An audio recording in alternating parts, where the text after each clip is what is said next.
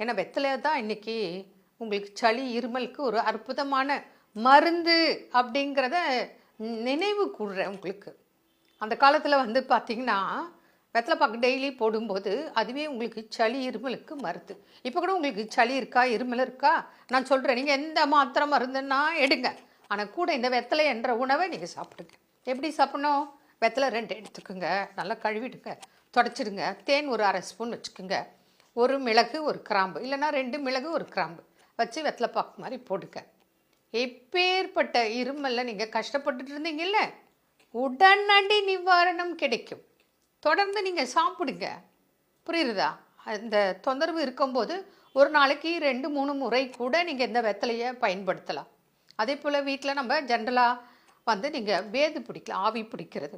அதில் என்ன பண்ணணும் அப்படின்னு சொன்னால், நமக்கு மூச்சு திணறல், ஆக்சிஜன் பற்றாக்குறை, இந்த மாதிரி தான் இன்றைக்கி எல்லாம் அலர்ஜினால் கஷ்டப்படுறாங்க. வீசிங் கூட வந்துடுது, மூச்சு திணறல் கூட வருது, குழந்தைக்கு கூட இந்த மாதிரி பிரச்சனை இருக்குது. அப்போல்லாம் நம்ம அந்த காலத்தில் என்ன பண்ணாங்க?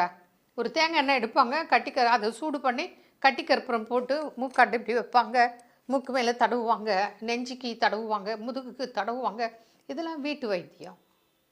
புரியுதுங்களா? அடுத்தது பார்த்திங்கன்னா ஆவி பிடிக்கிறது, வேது பிடிக்கிறது, அது நொச்சியில் வேப்பிலை போட்டு பண்ணுவாங்க. இப்போ நான் என்ன சொல்கிறேன், நீங்கள் அதெல்லாம் போடுங்க, தப்பே இல்லை. கூட அடிஷ்னலாக ஒரு 1/4 ஸ்பூன் மஞ்சத்தூள் போடுங்க, அதில் ஒரு 1/4 ஸ்பூன் ஓமம் போடுங்க. ஓமம் போட்டு நீங்கள் அந்த தண்ணியில் கொதிக்க வச்சு அது வேது பிடிக்கும்போது உங்களுக்கு அதனால் ஆக்சிஜன் ப்ராப்ளம் வராது. மூக்கடைப்பு, நெஞ்சு சளி, அலர்ஜி, ஆஸ்மா, சைனசைட்டிஸ், தொண்டை சதை வளர்ச்சி, மூக்கில் சதை வளர்ச்சி, தொடர் இருமல், இதுக்கெல்லாம் நீங்கள் வேது பிடிச்சிங்கன்னா பெரிய ரிலீஃப் கிடைக்கும். சைட் எஃபெக்ட் இல்லையே, மருந்து எதுவும் சொல்லலையே உங்களுக்கு.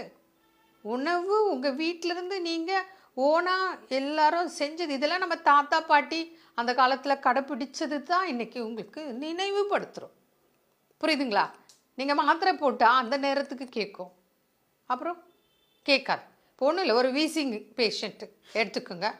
அவங்க பாட்டுக்கு என்ன பண்ணுறாங்க, ஆரம்பத்தில் போயிட்டு ஒரு மாத்திரை சாப்பிடுவாங்க, அது கொஞ்சம் நேரம் கேட்கும், கொஞ்ச நாள் ஓகே. அப்புறம் போனீங்கன்னா வெயினில் இன்ஜெக்ஷன் போடுவாங்க, அது கொஞ்ச நாள் கேட்கும். அப்புறம் என்ன பண்ணுவாங்க, ஹினேலர் கொடுத்துட்றாங்க, பஃப்.